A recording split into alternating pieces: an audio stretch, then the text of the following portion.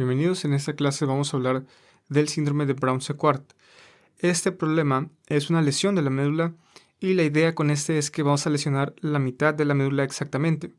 Y es una buena idea saber bien qué es lo que esperamos en un paciente cuando lesionamos la mitad de la médula, y son buenas preguntas de examen para testear o para checar si realmente entendiste la médula y no solamente lo memorizaste. Así que la idea con esto es entender bien qué va a pasar a nivel de una lesión específica de la médula espinal que llamamos síndrome de Brown-Séquard. Sin embargo, antes de poder entender estos síndromes medulares y las lesiones medulares, hay que ver algo que se llama el test de Romberg.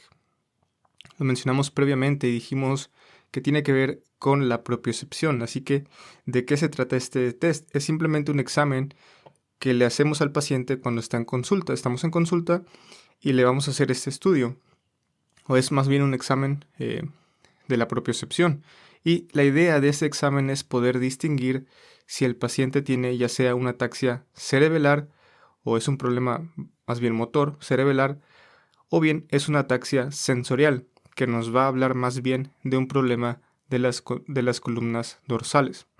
Así que eso es el test de Romberg. Simplemente nos ayuda a saber si el paciente con ataxia tiene una ataxia cerebelar o tiene una ataxia sensorial, ¿no? O es un problema del cerebelo, o bien la otra opción de la ataxia sensorial es que el paciente tiene pérdida de la propiocepción. Así que, ¿cómo hacemos este test? Es sencillo. Le pedimos al paciente que esté parado en bipedestación con los pies juntos, y quiero que lo hagas, quiero que te pares, pongas tus pies juntos porque así se te va a quedar bien fácil, está bien sencillo el test. Pones los pies juntos y te paras. A continuación, los brazos los extiendes a tus lados y tienes los ojos abiertos. Debes ser capaz con los pies juntos, debes ser capaz de mantener la estabilidad en esta posición. Cuando el paciente no puede mantener adecuadamente la estabilidad, se balancea o tiene que quitar un pie y volverse a adquirir la posición. Esto es característico de una ataxia, como dice aquí. Sin embargo, hasta este punto no podemos saber si la ataxia es cerebelar o si es sensorial. Simplemente sabemos que es una ataxia. Mientras el paciente mantiene la misma posición, se va a pedir que el paciente cierre los ojos. La imposibilidad de mantener la posición con los ojos cerrados señala una ataxia sensorial. Otra vez, tienes los brazos extendidos, tienes los pies juntos, ves que el paciente como que se tambalea, eso significa que tiene una ataxia. Pero si tiene los ojos abiertos, no sabemos si es sensorial o si es cerebelar. Y para eso le pedimos al paciente que cierre los ojos, porque al cerrar los ojos vamos a remover esa información que viene de los ojos, que es la información visual, hacia el cerebelo, que nos ayuda a mantener la estabilidad. Y como removemos esa estimulación visual, vamos a obligar al paciente a que use únicamente información propioceptiva del tronco y de las extremidades para mantener la posición. Entonces, el paciente con los brazos extendidos, con los pies juntos y los ojos cerrados, está obligado a saber dónde están sus manos y dónde están sus pies para poder equilibrarse.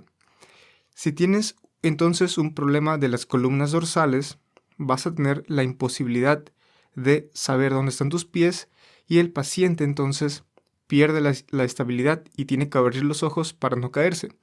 Esto, y además, obviamente se desbalancea.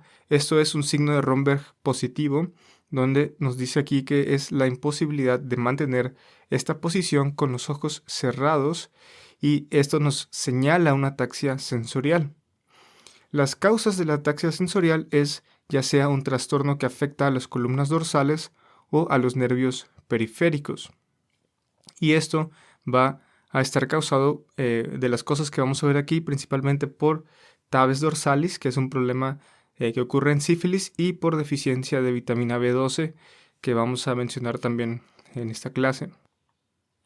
Ahora, si el paciente, imagínate que tiene los ojos cerrados, pero no pierde o no hay muchos cambios en cuanto a su estabilidad en esa posición. Así que si el paciente sí es capaz de mantener esa posición con los ojos cerrados, esta es entonces una ataxia cerebelar. ¿Ok? Así que otra vez vamos a hablar o tener que usar el test de Romberg no solamente aquí en la médula espinal, también lo tenemos que usar cuando veamos el cerebellum. Y entonces se evaluará con movimientos, o si es un trastorno cerebelar, después vamos a evaluar esto con movimientos rápidos alternantes, como cuando pedimos al paciente que rápidamente toque el dedo del doctor y su nariz. Vamos a ir viendo esos detalles después. Así que vamos a empezar con una lesión de la médula espinal que se llama Brown-Séquard. Ese es la lesión de Brown-Séquard o síndrome de Brown-Séquard. Esa es una hemisección de la médula espinal y la idea con esta es que es una buena forma de probar si realmente entiendes qué está pasando con la anatomía de la médula espinal, porque simplemente si lesionas la mitad de la médula espinal, como en Brown-Séquard, tienes que saber entonces cuáles son las manifestaciones clínicas debido a la lesión de los diferentes tractos y estructuras medulares. Así que vamos a ver cómo es que ocurre este Brown-Séquard. En esta imagen estamos viendo la médula espinal, está fácil. Esta es nuestra médula espinal. Tenemos la línea media aquí, entonces tenemos de este lado la médula espinal izquierda y de este lado la médula derecha. Y vamos a hacer esquemáticamente qué es lo que está pasando con con los tractos, porque en el síndrome de Brown-Séquard vamos a lesionar una parte de la médula espinal, dijimos solamente la mitad, y tenemos que ver qué es lo que vamos a ver clínicamente con el paciente. Así que vamos a tener que hacer un repaso de los tractos, ahora basándonos o al menos dirigiéndonos a la clínica o a lo que esperamos ver en un paciente. Podemos quitar diferentes partes de estas vías. Así que lo primero que vamos a hacer es revisar la parte motora. Y sabemos muy bien, porque ya hemos visto antes, que en la parte motora tenemos dos neuronas motoras. Una es la neurona motora superior, que es esta, viene de la corteza cerebral y va a decusar en la decusación piramidal. Vamos a ponerla aquí.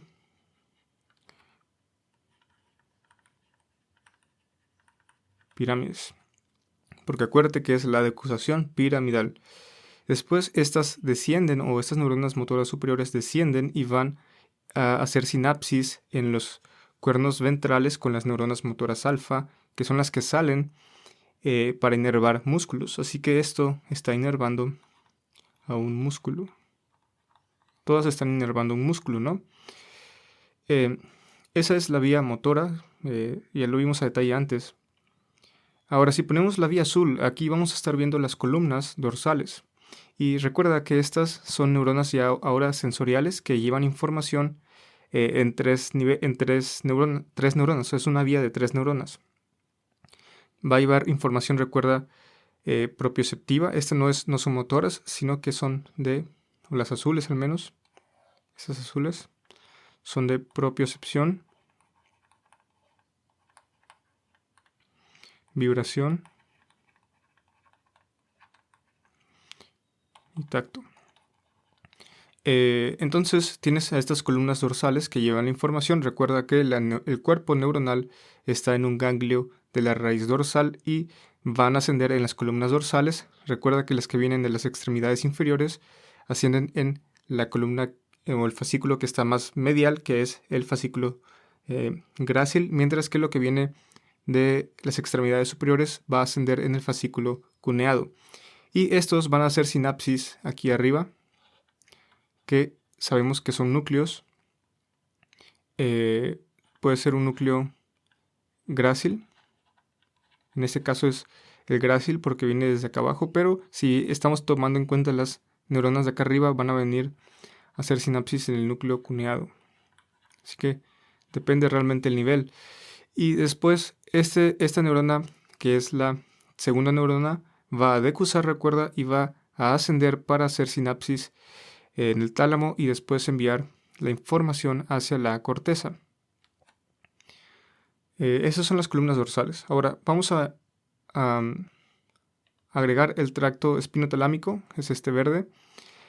El tracto, ahora, este tracto tiene también 3 neuronas, es el espinotalámico, y recuerda, también tiene su neurona sensorial periférica, pero esta hace sinapsis justo cuando entra a la médula espinal. Y es la segunda neurona la que va a decusar justo al nivel donde entra la neurona o la primera neurona. Así que la segunda neurona hace su decusación y después otra vez asciende al tálamo. Recuerda que estamos hablando de esos núcleos BPL, donde está esa información sensorial. Entonces, este de aquí es el tracto espinotalámico, el verde. ¿Y qué información nos lleva el tracto espinotalámico? Recuérdame, este va a llevar información de dolor y temperatura.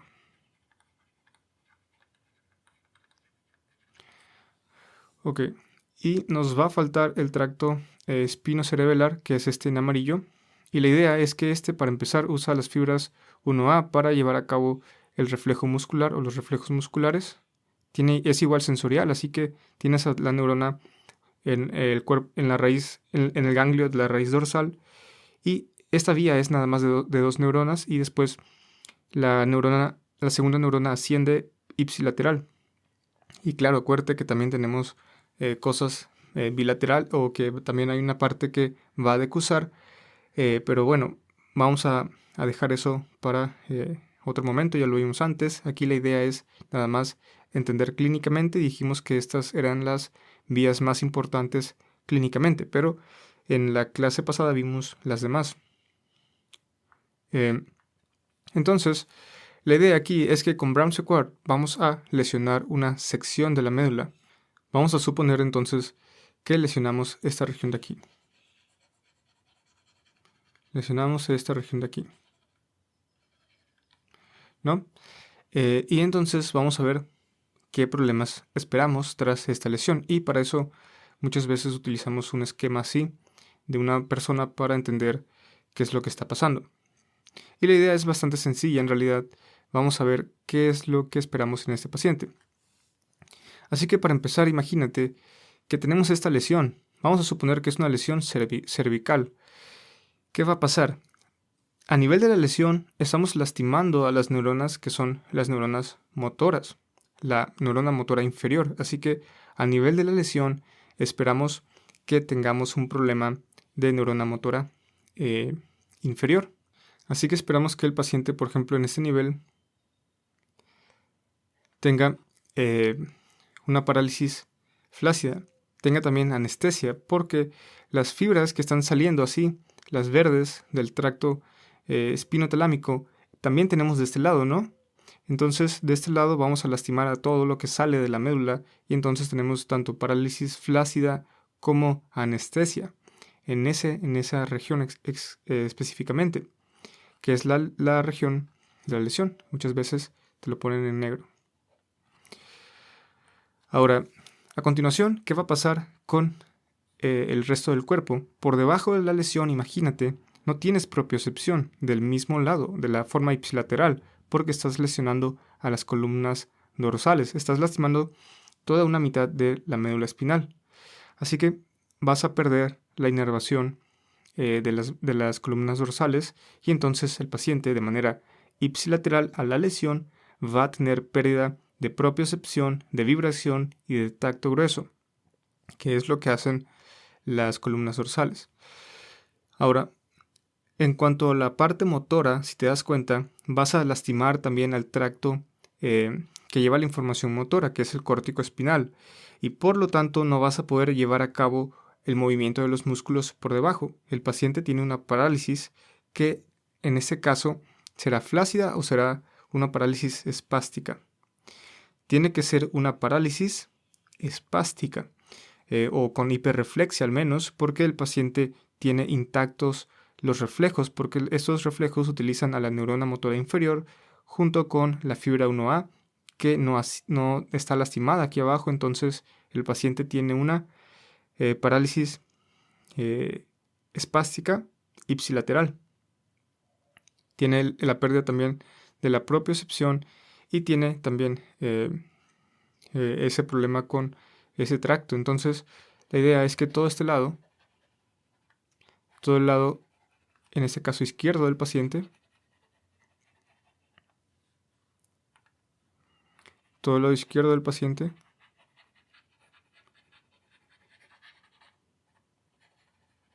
esperamos que tenga ese problema. ¿Y qué va a pasar con el lado derecho del paciente? El lado derecho nos interesa porque el paciente va a perder al tracto que va a decusar apenas, o que lleva la información que está decusando y que asciende en ese nivel, que es la información del tracto espinotalámico, y entonces nos va a causar un problema distinto, que es la pérdida de dolor y temperatura, pero solamente por debajo de la lesión. Así que vamos a poner un color diferente. Esto ocurre 1 o 2 niveles por debajo, y la idea es que estos pacientes pierden la temperatura y pierden la sensación del dolor de manera contralateral. Así que de manera ipsilateral a la lesión, el paciente sufre pérdida ¿de qué? De la propiocepción,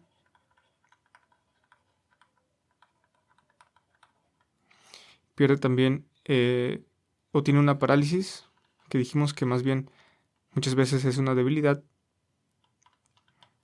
parálisis, pero en este caso es espástica con hiperreflexia. Y del lado contralateral, que tenemos pérdida de temperatura y pérdida del dolor, tenemos una anestesia. Y a nivel de la lesión tenemos otras cosas. Recuerda, aquí pasa básicamente todo porque estás lesionando todas las neuronas inferiores. Entonces, esa es lo que esperamos con estos pacientes. Recuerda entonces que Brown-Séquard va a ser causado por una hemisección traumática de la médula espinal. Ahora, entonces, en Brown-Séquard, aquí está con esta tabla un resumen de lo que esperamos ver en un paciente.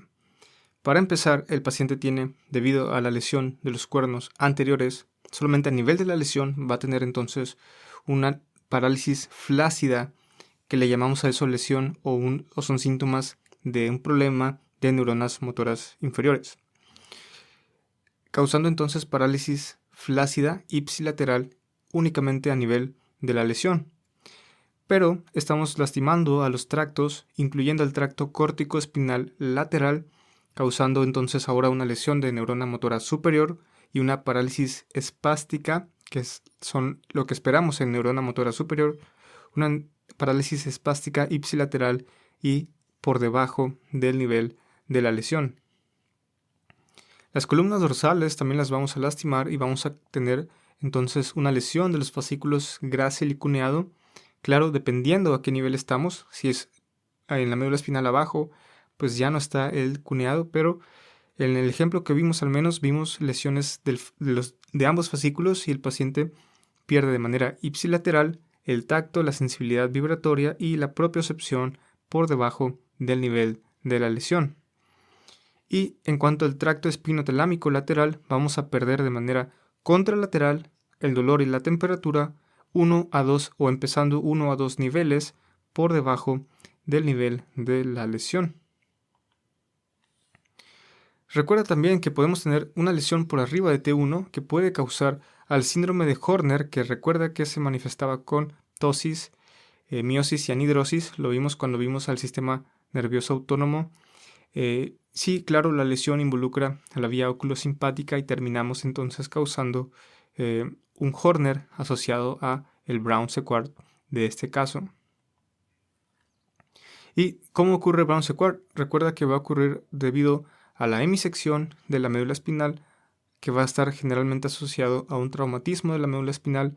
Puede ser, por ejemplo, por un disparo con una arma de fuego o una herida punzocortante o con un objeto punzocortante que lesiona la mitad de la médula espinal.